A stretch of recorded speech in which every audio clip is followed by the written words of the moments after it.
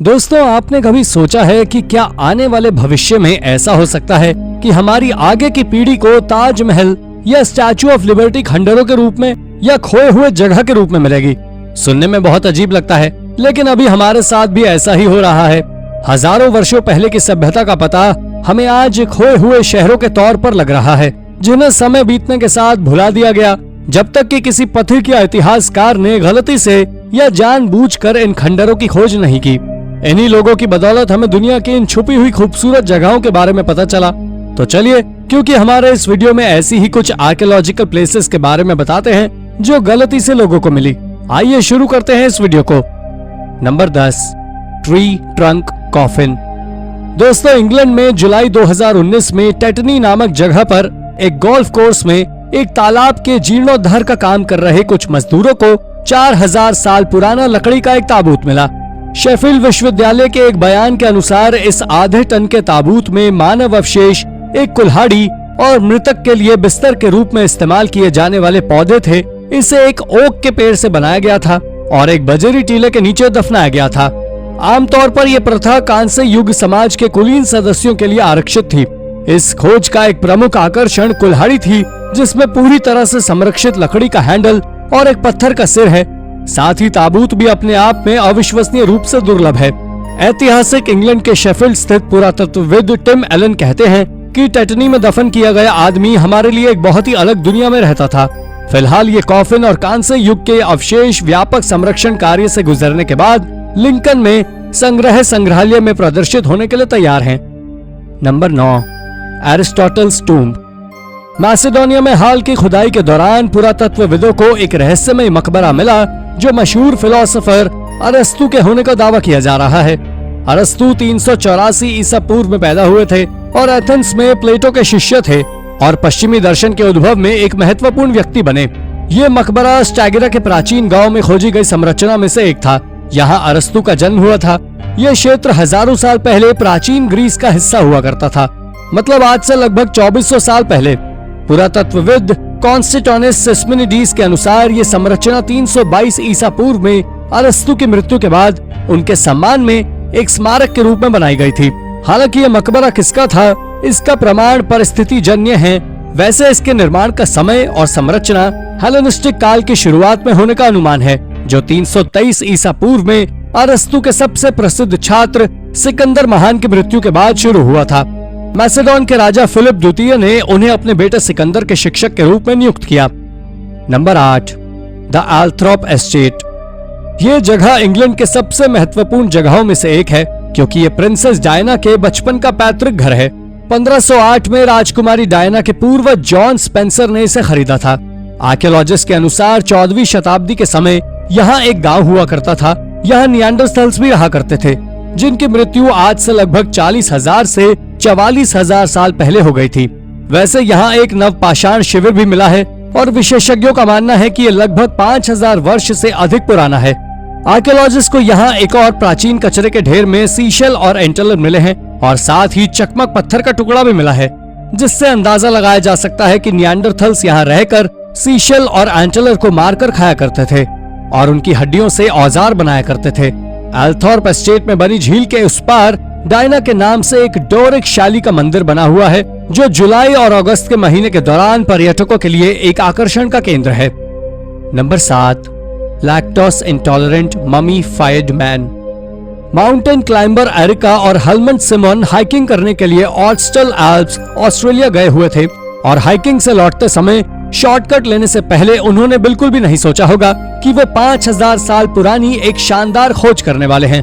दरअसल दोस्तों, शॉर्टकट लेते वक्त उन्हें वहाँ 5000 साल पहले के एक आदमी की जमी हुई लाश, जो देखने में ऐसी लग रही थी जैसे ये आदमी अभी कुछ समय पहले ही मरा था।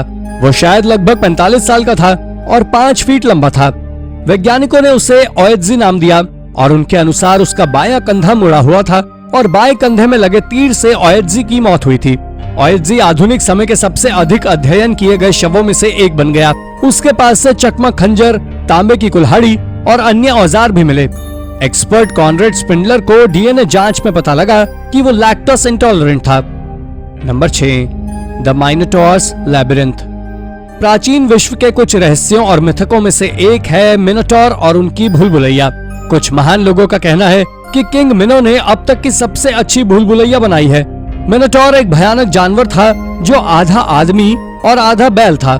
चूंकि वो एक अप्राकृतिक प्राणी था, मनुष्य और जानवर के अलावा उसके पास कोई प्राकृतिक आहार नहीं था और वो मनुष्यों को खाने लगा। वैसे दोस्तों, ये सब सुनने में एक काल्पनिक कथा लगती है और किसी को भी यकीन नहीं था कि ग्रीक के आइलैंड पर ऐसी कोई जगह होगी। लेकिन आर्कियोलॉजिस्ट आइलैंड के पास एक छोटे से गांव गॉटन में मिनोटॉर की पौराणिक भूल भुलैया को खोज लिया है। और अगर ये भूल भुलैया है तो मिनोटॉर भी जरूर होता होगा। लेकिन इस बात के कोई साक्ष्य नहीं है कि ये भूल भुलैया कुछ जंगली जानवरों के भंडारण के लिए उपयोग किया जाता था। Number 5, the pre colonial Mexican book.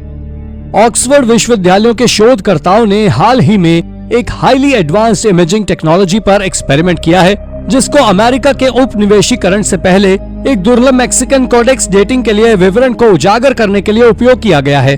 ये कोडेक्स या पुस्तक लगभग 500 वर्षों से पांडुलिपि के पीछे प्लास्टर और चाक की एक परत के नीचे छुपाया गया है। इसको कोडेक्स सेल्डन के रूप में जाना जाता है, जिसे हम साधारण आंखों से नहीं देख सकते।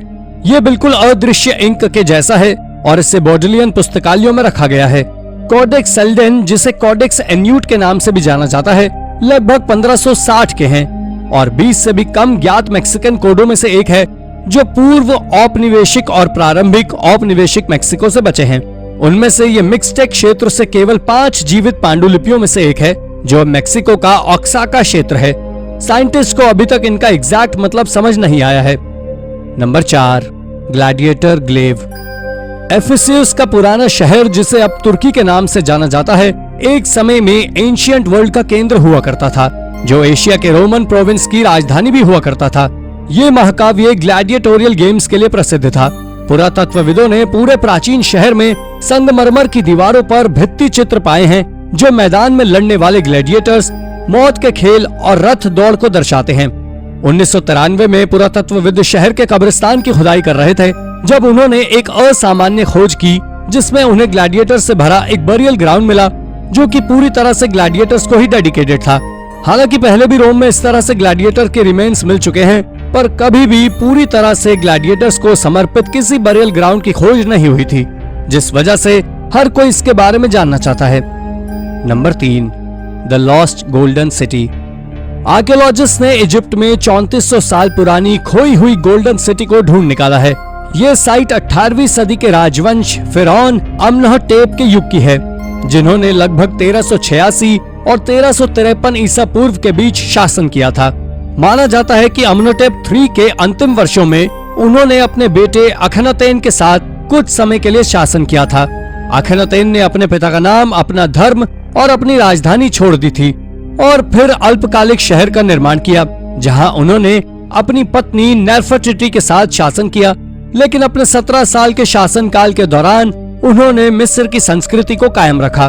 उनकी मृत्यु के बाद उनका युवा पुत्र तूतनखामून मिस्र का शासक बना और अपने पिता की विवादास्पद विरासत से मुंह मोड़ लिया।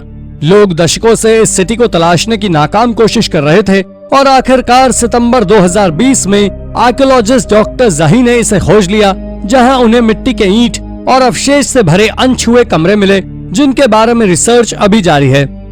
नंबर 2, अ सोलर बोल। जर्मन आर्कियोलॉजिस्ट ने हाल ही में सूर्य के रूपांकनों में सजी एक विशेष सोने की कटोरी को ऑस्ट्रिया में खोजा है, जो कि कांस्य युग की है। इस देश के आर्कियोलॉजिस्ट ने ऐसा कुछ पहली बार खोजा है और ये बहुत पुराना भी है, जिसके बारे में कोई लिखित जानकारी नहीं है। इसलिए वो ये जानने में लगे हुए हैं कि इसके फंक्शन क्या हैं।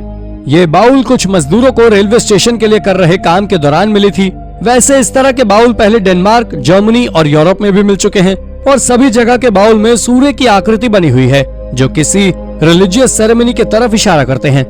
कांस्य युग के आसपास का ये सोलर बाउल ऑस्ट्रिया में 3000 साल पुरानी बस्ती में खोजा गया था, जिसके नीचे की तरफ सूरज की छवि बनी हुई है। Number 1, foundation of Londinium. England के आर्कियोलॉजिस्ट ने एक्सीडेंटली रोमन हाउस को वर्ष 72 में खोज निकाला, जो रोमन आक्रमणकारियों द्वारा लंदन के मूल शहर लैंडिनियम शहर की स्थापना के लगभग 25 साल बाद की बात है। लंदन म्यूजियम के आर्कियोलॉजी स्टाफ ने यहाँ 4 कमरे खोजे हैं, जो गार्डन के चारों तरफ बने हुए हैं और उनकी कुछ दीवारों पर फूल की आकृति बनी हुई है। साथ ही नीचे फर्श पर पच्चीकारी चित्र वर्ण के टाइल्स यानी कि मोज़ेक टाइल्स लगे हुए हैं। इस बात का पता लगाना मुश्किल है कि ये बिल्डिंग किस लिए बनाई गई थी, लेकिन कुछ लोगों का कहना है कि शायद ये उच्च श्रेणी के रोमन विजिटर्स के लिए या हाई रैंकिंग मिलिट्री मेंबर के लिए बनाई गई थी। विशेषज्ञों को यहाँ फैलिक शेप का एक पेंडेंट मिला है जो कि रोमन आर्मी का चिन्ह हो सकता है। इतना ही नहीं, ये बिल्डिंग लगभग 150 साल पुरानी है। तो दोस्तों, ये थी हमारी आज की वीडियो। आपको हमारी वीडियो कैसी लगी हमें कमेंट करके जरूर बताइए, और हाँ, जाते जाते वीडियो को लाइक और चैनल को सब्सक्राइब जरूर कर दीजिएगा। धन्यवाद।